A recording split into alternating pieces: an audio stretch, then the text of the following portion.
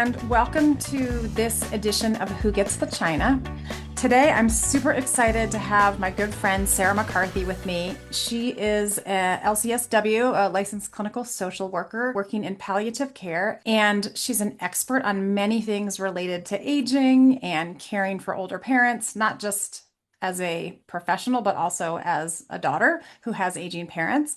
So I thought we'd have a great conversation today about some of the things that she's learned through her work and personal life about navigating the challenges of aging parents. So, Sarah, thanks so much for being here. Thanks for having me. So, I would love you to explain what palliative care is, because I think most people, including myself, don't really have a great grasp. So, what is palliative care? So, palliate in Latin means to cloak. And so, when we think about palliative care, it's to provide an extra layer of support to people who are living with sort of a life-limiting illness and it's starting to present more challenges.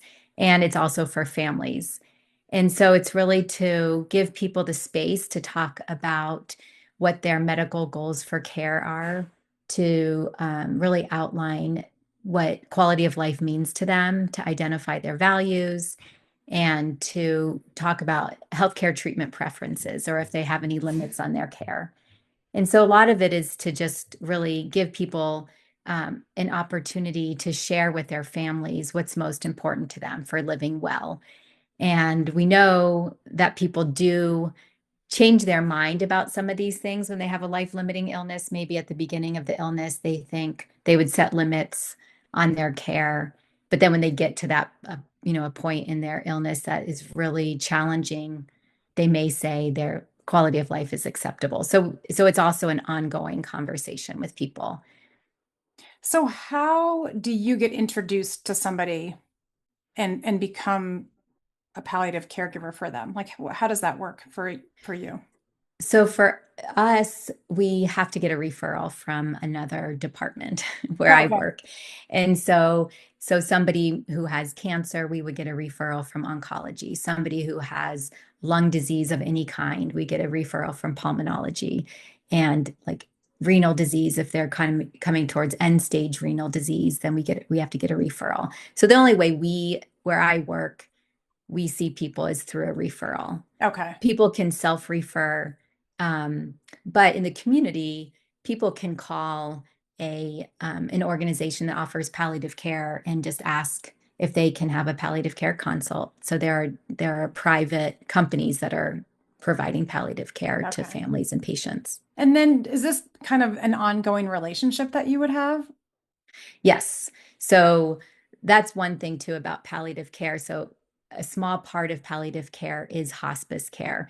So before, when people would Google palliative care, they would think it was hospice. And so we really are trying to educate the community that hospice is a tiny sliver of palliative care. That is really when somebody's in the last 6 months of life. So palliative care can be from the time of someone gets a diagnosis for a life-limiting illness.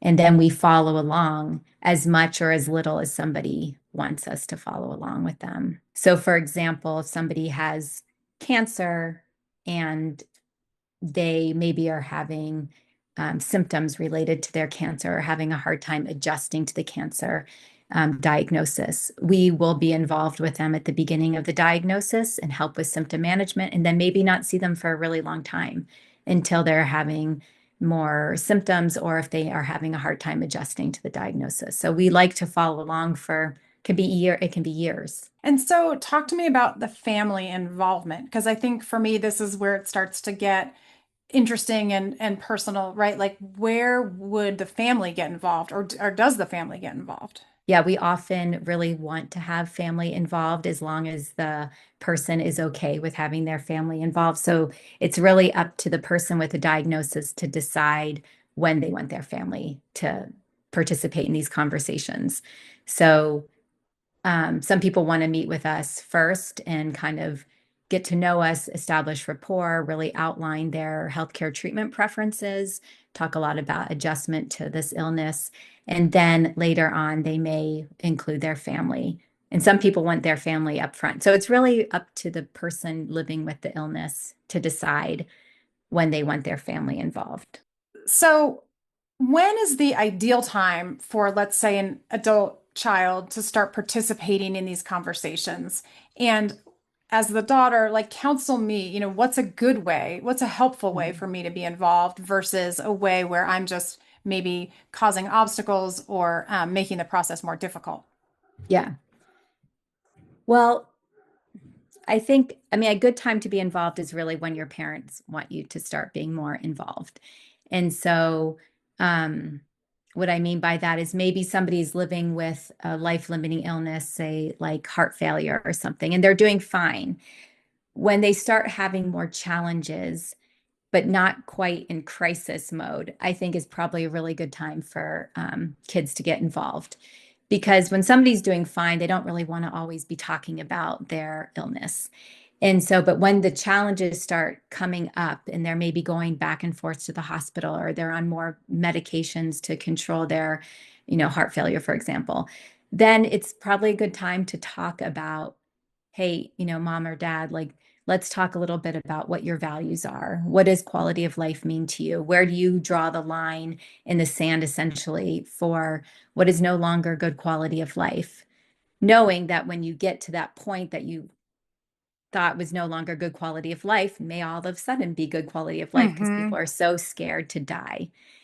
Not everybody, but many people. So then they will live in such a way that maybe they never thought they could live that way before. And so they kind of adjust and cope and make accommodations so that they can live longer to be around for whatever is most important for them. Hmm. So I would say the best time is really when the challenges start ramping up. Um, when it becomes really complicated is when kids swoop in and try and kind of take over, and a parent feels like they're losing their voice, losing their independence, their autonomy. They feel guilty, they feel like a burden to their family because of the choices that they're making. That's when things can get really complicated, when the goals for medical care don't align with what a kid thinks is best and what the patient thinks is best for themselves. I mean, I think this gets to the heart of so much that we're dealing with at this phase of our life, right? I mean, Hmm. we want to be helpful. I want to help my mom and dad. I want to get involved. But like, for instance, just to take a non-palliative care example, I'm pretty convinced my dad should have his cataract surgery, but his Hmm. doctor keeps telling him, no, you're fine, you're fine, you're fine. And I want to call the doctor and say, why are you not giving my dad his cataract surgery? I think he needs it so he can drive longer, so he can have better vision. But I know my dad would not particularly prefer me to just call myself and say Hmm. those things. So I'm trying to gently say to my dad, like, can you ask? Can you follow up? But I mean, I feel like people of his generation don't really question doctors' advice Hmm. typically.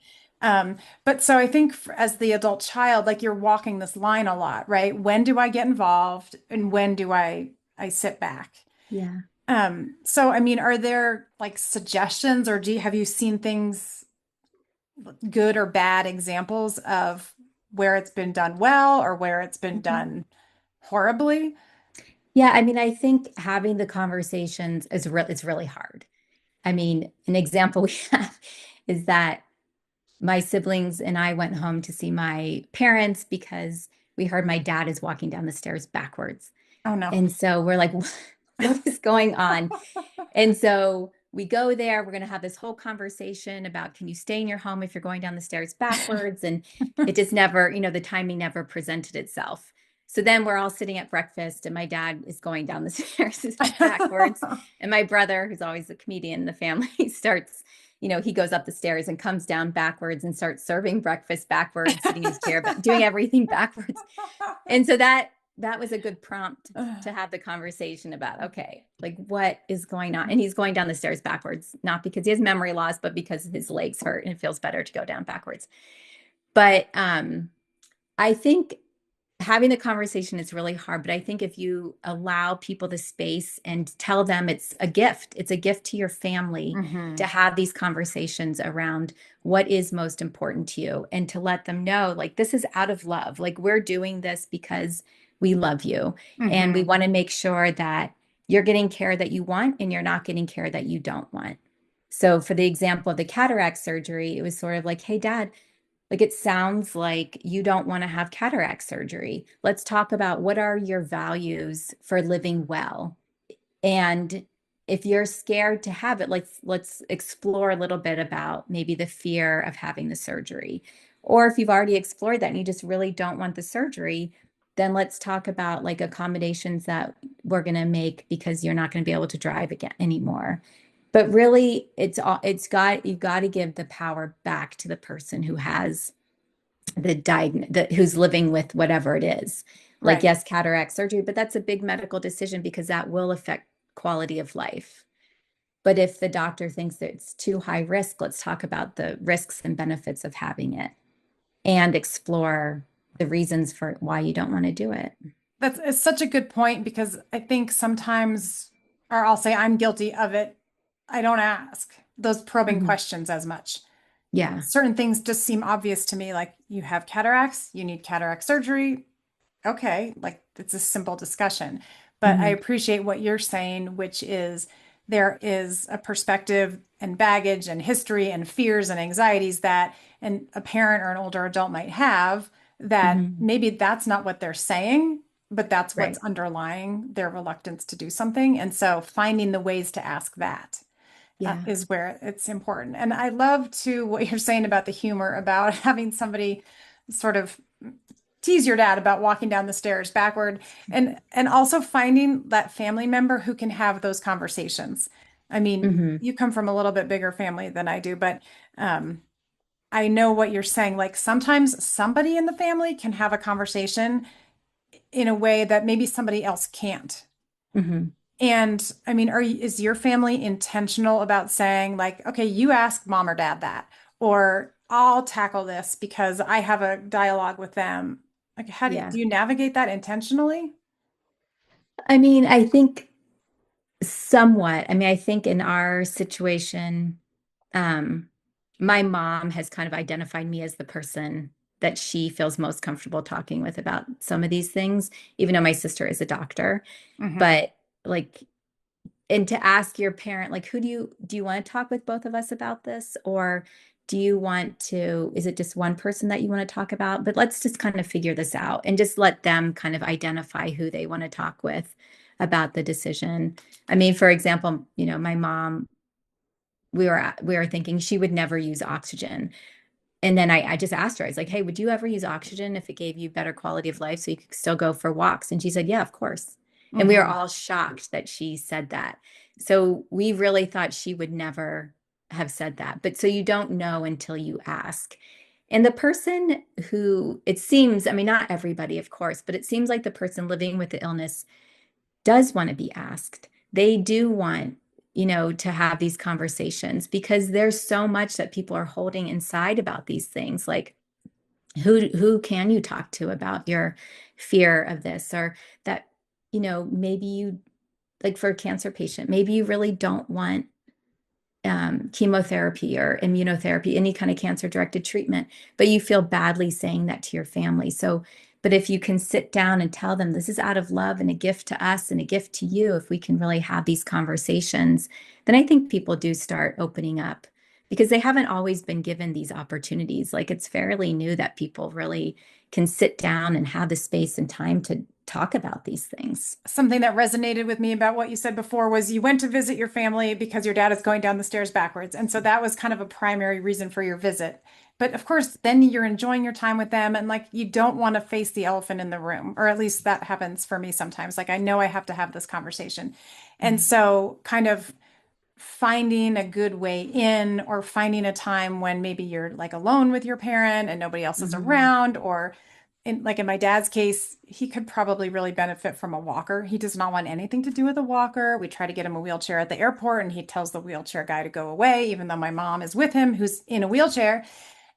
So my younger daughter kind of we were walking around town and he's kind of wobbly on his feet, and she can look at him and say, "Oh my gosh, you need a walker. Why are you not using a walker? Like you're making me nervous." And she can say it in a sort of joking way that she can open up the dialogue with him a little bit and they Hmm. can have a conversation and sort of like kind of laugh about it, but it brings it out into the open. And so now it's like another one of us can say, "Hey, like let's talk about this, right? Why don't you want this?" Hmm. And to your point, giving them back that power to say why they do or do not want the thing. Yeah. Because a lot of time, maybe they do, maybe they Hmm. are open to it, but you've just assumed that they're not, Right. which I think kind of happens probably a lot. Yeah. So, what about the parent who doesn't think they need any help or intervention, but you think that they do? Like, how is a polite and respectful way into that conversation? Hmm. Well, I think the same thing of letting them know, like, we're asking these things because we love you. And Mhm. so, um, if they don't want to have the conversation, you can say, you could start with, and like you said, identify the person, the setting, whether it's outside the house. Like some people like to have these conversations when they're sitting outside or going for a walk or in the car, like kind of figuring out the best venue for it. But again, asking them, like telling them this is for you, so that we are respecting your decisions, that we know what you want. We all we're doing is making sure we know what you want and what you don't want.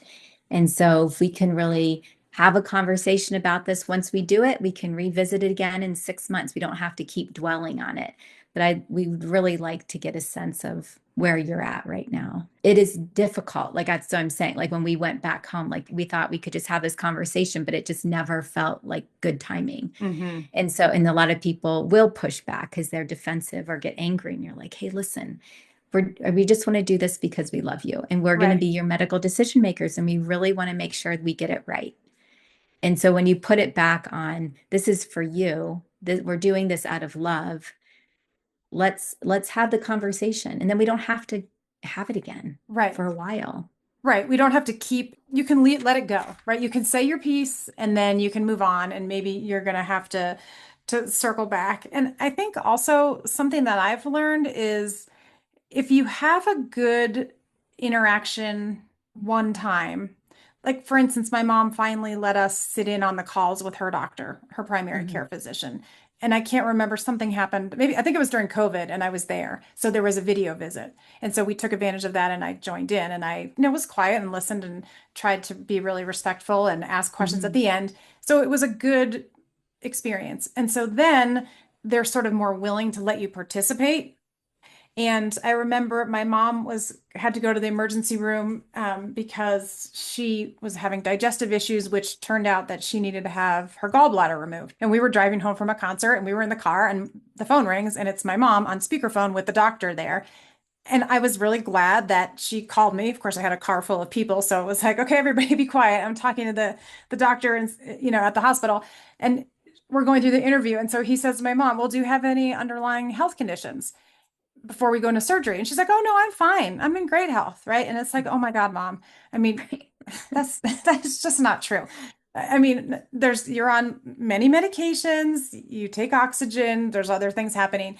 And I think in that moment, like when you're in the ER, it's the hospital, you're anxious, you're nervous, like we all forget, right? We forget what to say. But I was Mhm. really glad that she trusted me enough to call me, to have me on the phone so that actually I could deliver meaningful information to the ER doctor about Mhm. all the things.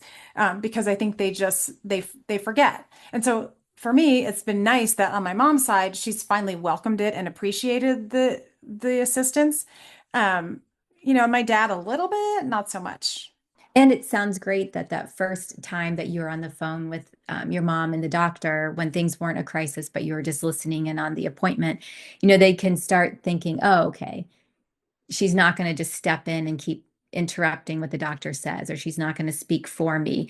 Like just setting that stage, I think is really important the way you did that. And then, like you said, then it carried over into a time where she needed you and she knew, oh, wait, that you were great that time. Let's call Right. and see how it goes. I mean, I think that is really important to do that. The spouses are going to feel differently about things too. Like maybe somebody's like, I love to talk about this and let's get this down and write it down and write down a living will and maybe do a do not resuscitate. And somebody else is like, no, I don't want to talk about any of that. It'll make it happen.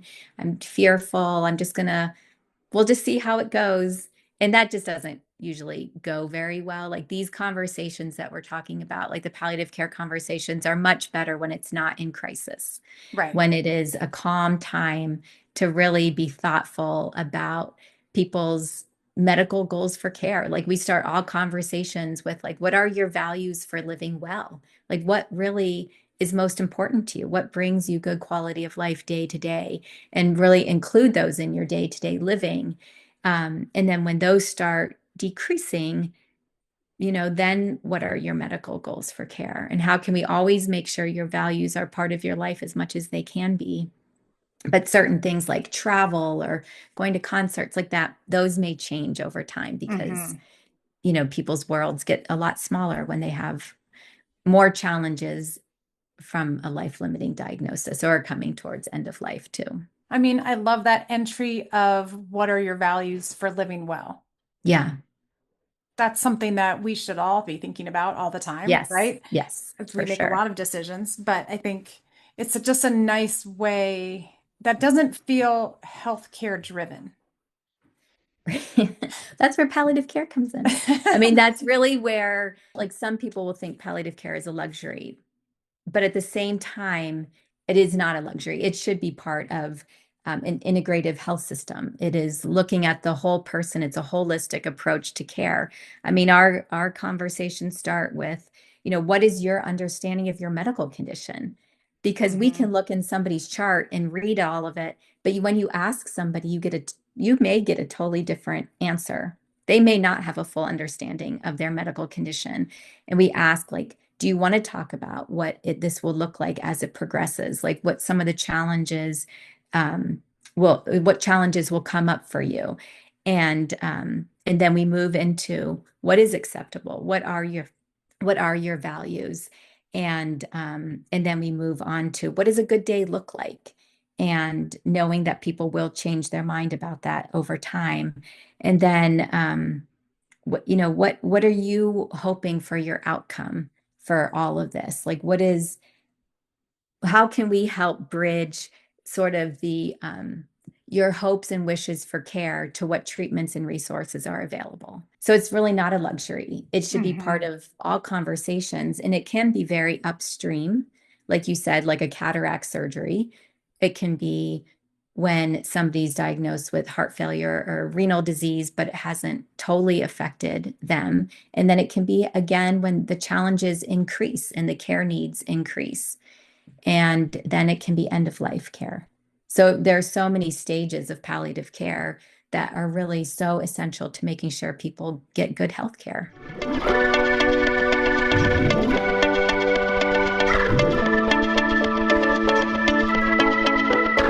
It's interesting because I think I at one point mentioned to my mom something about why don't you get connected with a palliative care person? Maybe that would be really helpful for you because she has some stuff she's dealing with. It's not completely impacting her life, but she was Mhm. very clearly like, oh, no, no, no, I don't need that. Like, that's for the very end. And so Yeah. I feel like you're right.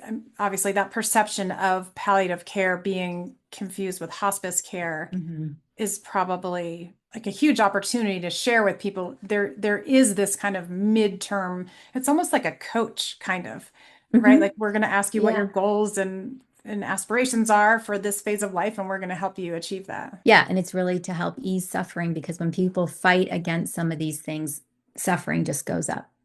And so when people have a chance to talk about this and help with coping and adjusting, like it's a big deal if you're like a big marathon runner and then you start maybe running a little bit less. And then one day, for whatever your health, diagnosis is, you can't run anymore. So we talk a lot about adjusting to these changes in life. And so it is really important for people. I mean, I think for a lot of people who are interested, it's so valuable to have these conversations. I mean, we'll meet with people who will say, "Gosh, why didn't I meet with you like 5 years ago?" And it's like, well, because we didn't get a referral, like, but when there's more education around palliative care, people can self-refer, they can find organizations in the community. Like, there's so many people who offer this service. Um, And it can be once. You can have this one-time Mhm. conversation and then maybe connect with the team again in 2 years. At least it's kind of setting, it's like planting the seed, like kind of setting the stage for what's to come.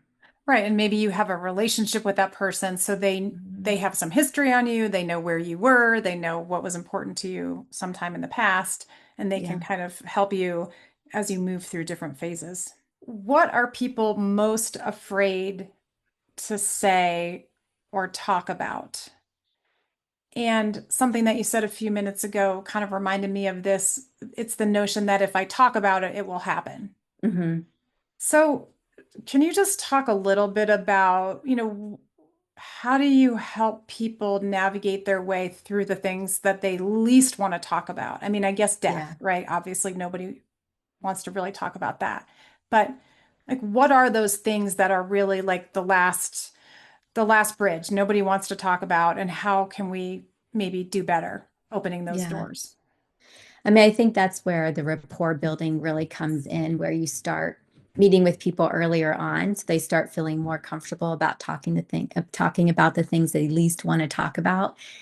But I think for everybody, it's a little bit different. I mean, I do think a lot of people fear, some people, I think more people fear what the suffering would entail prior to dying than the actual being dead Hmm. part.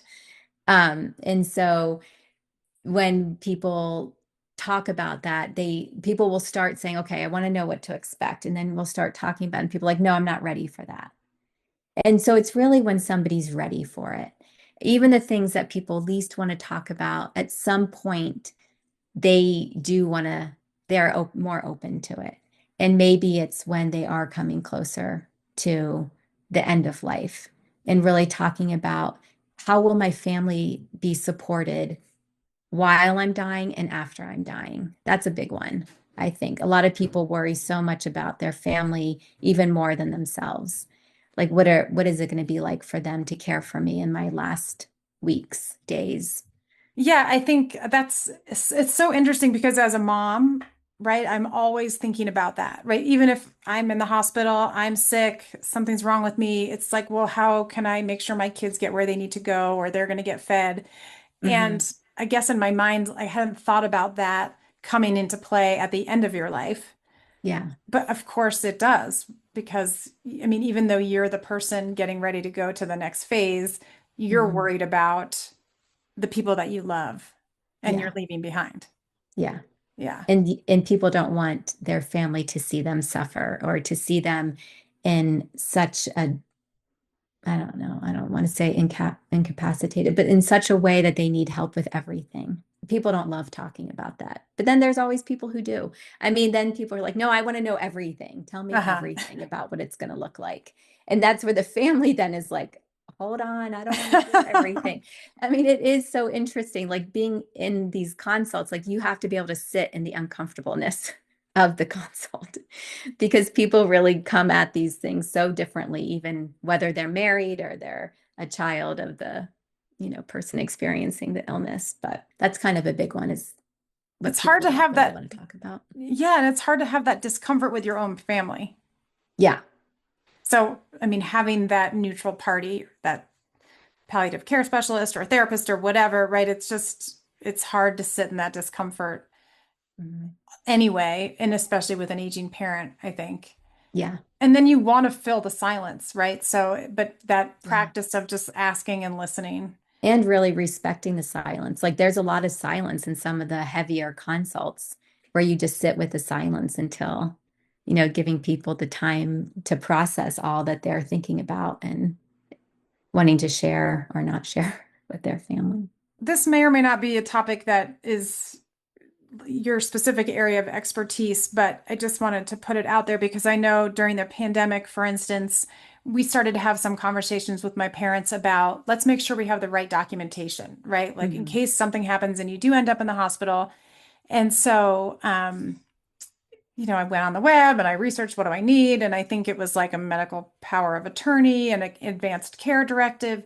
I mean, are there documents or things that you recommend for families to put into place as a part of your role? And if so, what are those? So the biggest one is the medical durable power of attorney form. And especially in Colorado, because in Colorado, it doesn't legally fall to next of kin to make medical decisions. Is my understanding is Colorado is one of two states where that is the case. So if you don't have a medical power of attorney form, then and you are no longer able to make your own decisions, whether you're just super sick or you have dementia, um, then they have to do a proxy in the hospital. And a proxy means you have to call all interested parties. So everybody in the family has to be called, and they have to all have consent on who the point person's going to be. So really everybody 18 and over should pick a medical power of attorney. And you pick the primary person, and then usually there's a spot for two alternates. You can have more alternates. And the idea is that families will make these decisions together behind the scenes, but the doctors need a point person to call to make all these medical decisions. And so to me, that's the most important one to do, that form. And that's why the medical power of attorney, it's so important for people to share with their family what their wishes are, because the medical power of attorney is going to come into play when there is a crisis, when the person is not able to say what they want. So really, for me, if I'm going to pick somebody to be my medical power of attorney, I have to pick somebody who I know is going to respect my decisions, even if they're not what they want for me or what they want for themselves. They really have to be able to speak in my voice. And the thing about the medical power of attorney is that they have full right to make all the decisions. So for example, the other form that we talk about a lot and complete a lot is in Colorado, it's called a MOST form, a medical order for scope of treatment. Every state has their own. Some states it's called a POLST. In Colorado, it's medical order scope of treatment. And we fill that out if somebody does not want an attempt at resuscitation.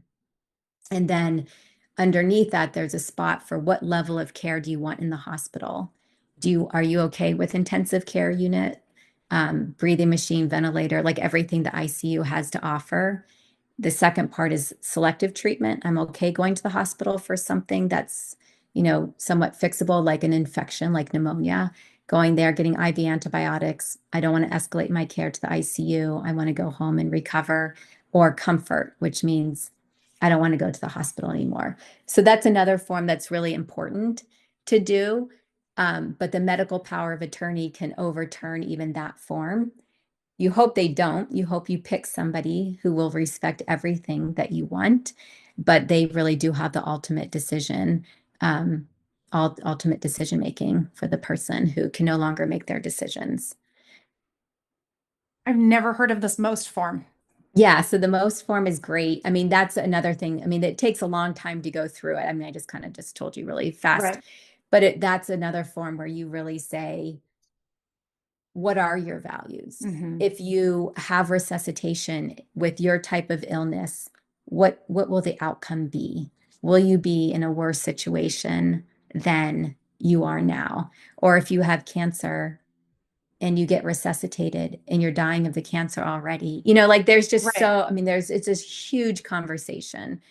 And it's really for people who are clear they do not want resuscitation. And that's another thing some people feel very strongly and they know for sure they do not want resuscitation. Other people say, I'm just going to leave it to my medical power of attorney to decide.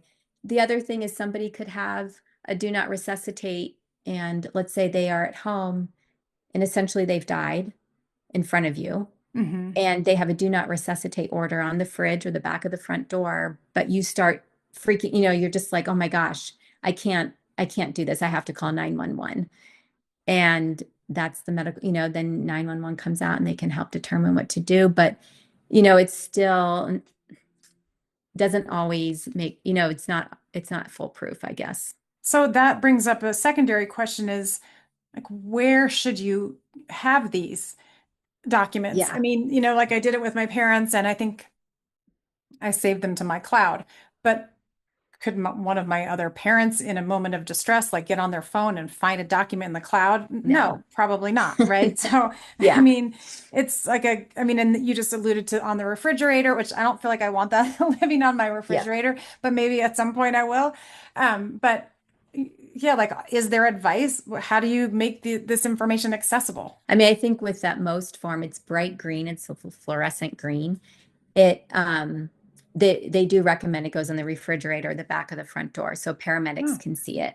And that's usually going to be put up by somebody who's kind of, having a lot of challenges related to their illness. The other okay. thing you can do is you could put it in an envelope and put MOST on it. Um, but a lot of people just stick it in their junk drawer and we're like, oh, it looks like you have a DNR. And they're like, oh, yeah, I filled it out. I don't know where it is anymore. And so that's not going to help anybody because paramedics aren't going to come to somebody's house and look through their medical record. If they don't see that form, they're going to do Right. resuscitation. That's the default. So, So we created a healthcare binder for my mom. mhm. At one point, she was having a lot of issues, and so my daughter and I created this binder, and it has like we keep all her notes from her visits and her medications and things like that. And I guess, I mean, that would be a place you could put something like that in. Mhm. But then I do love that when she comes home from a doctor's appointment, I'll say like, "Oh, did you bring your binder?" And Yeah. like, no, I mean, she's not bringing that binder with her. But Yeah. or she went for surgery. Like, I guess it's incumbent upon us to make sure it's there. But at least I guess we know where it is. And actually, even in my parents, now I'm like a guest on their electronic health records. And so you can upload it into the EHR for them. So I don't know if like that's a place where healthcare providers look, but presumably, I mean, yeah, all of that is in the medical record if somebody has yeah. completed it. The medical power of attorney that is there, the most is there, as long as they have sent it in and given it um, to their primary care doctor or whoever, it's on the health record. But um, but the DNR has to be seen by paramedics in order for them to follow it. It has to be signed by a doctor. And so that's something else. Some people are like, oh, yeah, I filled it out myself, but it has no doctor's signature. So then it's not a real order. Paramedics won't follow it. It has to have a doctor's signature on it. Yeah. So thinking about your experience and all your knowledge and expertise, how have you put what you know as a professional into play with your own parents? Like, are there things that, you've been able to implement that you would recommend for others? I don't know if I use my parents even as an example. I mean, because in my family, like my mom is very open about having these conversations and my dad is not. So I think for us, the way we have done it is just little by little. And I think that's really the only way to do it, unless you have a family that just really wants to sit down and have a full conversation about these things. It seems like kind of introducing the idea a little bit at a time. That's what's worked best in our family. I think that's right because you get overloaded, right? These are Yeah. emotional, heavy topics. I mean, Hmm. recently I was home and I had a very emotional, tough conversation with my dad about some of these things, but it was kind of a watershed moment where it opened the door for future conversation. We just sort of acknowledged like the reality of where we are. And I think that feels right. Just sort of, okay, we're going to sit with this. We're Hmm. going to accept some of these things we've just talked about and then break it into small chunks, right? And in the future, break down some little pieces and parts Yeah. because it's too overwhelming Hmm. to broach all these topics at once. And Yeah. it's like, it's depressing. I mean, people don't want to face the reality up to a certain Yeah. point Yeah. where you need to. So, And I think the thing to remember is there's no real right or wrong way. You're just doing the best you can. Like all of this is just doing the best you can. And um but yeah, and you also don't want it to be like every time you see your parents, they're like, oh my God, now that all she wants to do is talk about like all these medical decisions. And it's just like, no, I don't, like you also don't want that to be a relationship. So that's another thing we talk about a lot is you want to be their daughter. you don't want to be the caregiver all the time. Now, Right. once in a while, you will have to be, but you don't want it to be like that all the time. You don't want them every time they see you, they're like, oh, like we're going to have to talk about this again. So Yeah, it's, for my mom, it's the decluttering. She's like, "Oh, I know you're going to go there. I know you're going yeah, to want to throw stuff out. It's the yeah, Swedish death cleaner has arrived. What is yeah. it today?" And And so so, you yeah, surprise them, I show up and you don't know. even talk about the clutter. Just like, surprise, guess what? We didn't talk about the whole trip. I know. I work hard to keep it off the table. And even then she'll think we talked about, in her mind, Yeah, she'll just be convinced that of course we had 10 conversations about it, even though I right. consciously was like, I'm not bringing one thing up. And Yeah, it's not easy. It takes a lot of self-restraint at moments. So, yeah. And I think that that's also, the way we talk about like asking people who are living with a life-limiting illness, like, what do you want your values to be? What do you want your relationships with the people in your life to be like? Those are the same for all of us. Like, what do you want your relationship with your parents to be like? And what's most important for the time that you do have together, knowing that who knows, anything can happen at any time. And so, how to make those moments as good as they can be within reason. Like, we don't live in like this idealistic world that everything's perfect, of course, but make, at least part of the visits as nice as they can be for everybody. So, I and, agree.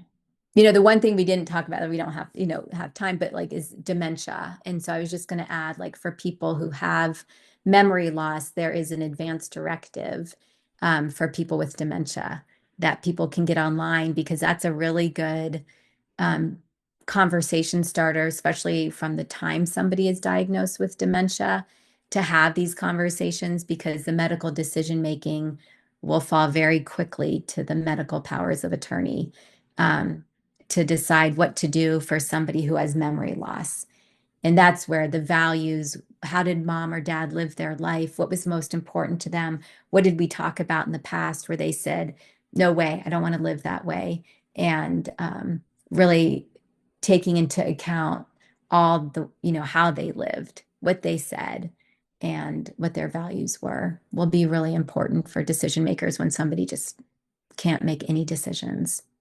It's such a robust topic, right? Because also Yeah. there's phases along the way where, maybe there's some cognitive decline Hmm. and maybe you see it, but maybe your parent might not even be aware that it's happening, right? And Hmm. so, trying to be mindful of that, and then it might get worse. And then do they change? I mean, kind of like what you were saying earlier, sometimes people change their mind based on a Hmm. diagnosis or where they are. So, that might be changing their mental acuity and their cognitive function might be declining. And so Hmm.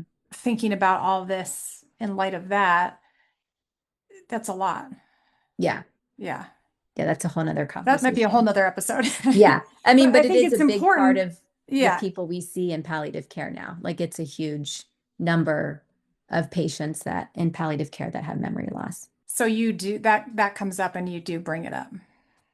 Yeah, it comes up Yeah. daily, every day.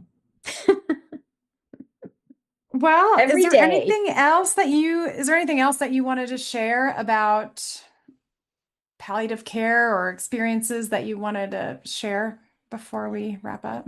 No, I mean, I think the biggest thing is like it would be great if um I think just more education around that it's very different than hospice.